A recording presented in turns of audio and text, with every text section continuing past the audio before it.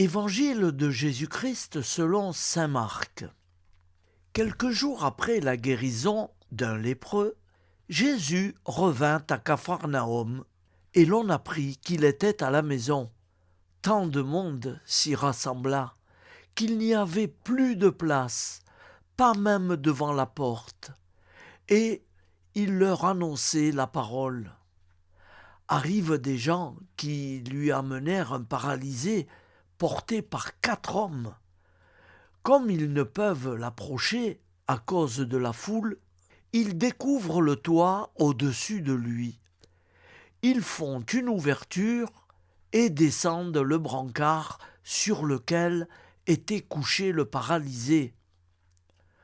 Voyant leur foi, Jésus dit au paralysé : « Mon enfant, tes péchés sont pardonnés. » Or, il y avait quelques scribes assis là qui raisonnaient entre eux-mêmes. Pourquoi celui-là parle-t-il ainsi ? Il blasphème. Qui donc peut pardonner les péchés, sinon Dieu seul ? Percevant aussitôt dans son esprit les raisonnements qu'il se faisait, Jésus leur dit : « Pourquoi tenez-vous de tels raisonnements ? Qu'est-ce qui est le plus facile ? Dire à ce paralysé : tes péchés sont pardonnés ?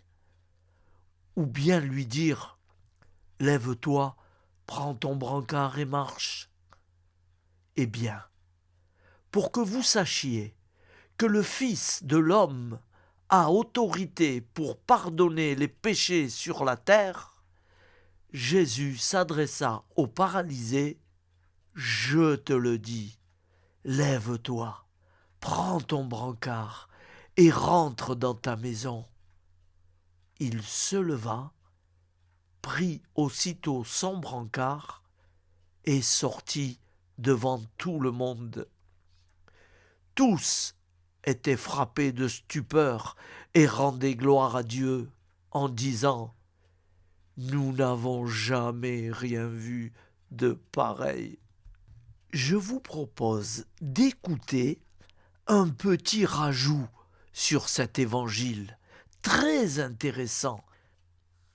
Un homme dont les forces intérieures sont affaiblies pour tout bien. Ne pouvons-nous pas le soulever comme le paralytique de l'Évangile et lui ouvrir le toit de l'Écriture pour le descendre aux pieds du Seigneur ?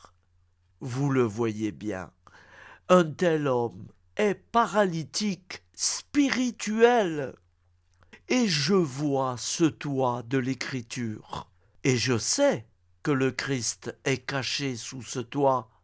Je vais faire donc autant qu'il me sera possible ce que le Seigneur a approuvé chez ceux qui découvrirent le toit de la maison et descendirent le paralytique à ses pieds. Celui-ci dit en effet : mon fils, prends courage, tes péchés te sont remis. Et Jésus guérit cet homme de la paralysie intérieure. Il lui remet ses péchés et il affirme sa foi. Mais il y avait là des gens dont les yeux ne pouvaient pas voir la guérison de la paralysie intérieure. Ils prirent pour un blasphémateur le médecin qui l'avait opéré. Quel est donc cet homme, disent-ils, qui remet les péchés ? Il blasphème. Quel autre que Dieu peut remettre les péchés ? Mais comme ce médecin était Dieu, il entendait ces pensées en leur cœur. Il croyait que Dieu avait vraiment ce pouvoir, mais il ne voyait pas Dieu présent devant eux. Alors, ce médecin agit aussi sur le corps du paralytique pour guérir la paralysie intérieure de ceux qui tenaient ce langage. Il opéra quelque chose qu'ils puissent voir pour qu'ils croient, eux aussi. Courage donc, toi aussi, dont le cœur est faible, toi qui es malade, Courage donc, toi aussi, dont le cœur est faible, toi qui es malade jusqu'à être incapable de tout bien face à ce qui se passe dans le monde. Courage, toi qui es intérieurement paralysé. Ensemble, découvrons le toit des Écritures pour descendre aux pieds du Seigneur. Acclamons la parole de Dieu. Louange à toi, Seigneur Jésus. Alors, frères et sœurs, pardonnez-moi si parfois j'ai des difficultés à lire correctement, parce que la parole de Dieu n'est pas simple. Pour moi, c'est pas qu'elle est très compliquée, mais je veux tellement faire bien, faire passer ces messages que je suis effondré sur mon fauteuil. Et j'ai du mal parfois. Vous n'entendez pas tout. Mais je suis obligé de recommencer plusieurs fois des fois. Parce que le Seigneur m'écroule complètement.